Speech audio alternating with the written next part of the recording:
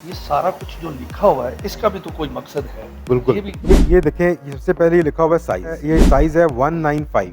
ये 195 होती है टायर की विड्थ। फिर आ जाता है स्लैश 65। 65 होती है टायर की लेंथ। ये आर लिखा हुआ है, इसका मतलब है रिम, R15।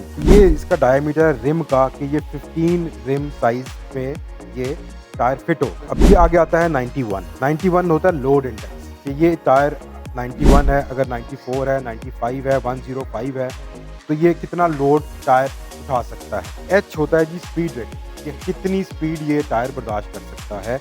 एच भी हाई स्पीड होती है, वी भी हाई स्पीड होती है, वाई भी हाई स्पीड होती है, फिर सारी स्पीड रेटिंग्स होती है। ये स्पीड है। और ये 55 ये टायर का पैटर्न है, ये पैटर्न है। अब आ जाए, ये आगे मॉडल आ गया। ये मेड लिखी होती है, मेड इन जापान है, जो भी है, ये सारी चीज़ें हैं। उसके बाद ये लिखा होता है, इसके ऊपर टायर के ऊपर एक चीज़ लिखी होती है आउटसाइड। ये जो आउटसाइड है, ये आपका बाहर जब टायर फिट होगा तो ये जो बाहर वाली साइड है उसमें ये साइड बाहर की तरफ आनी चाहिए।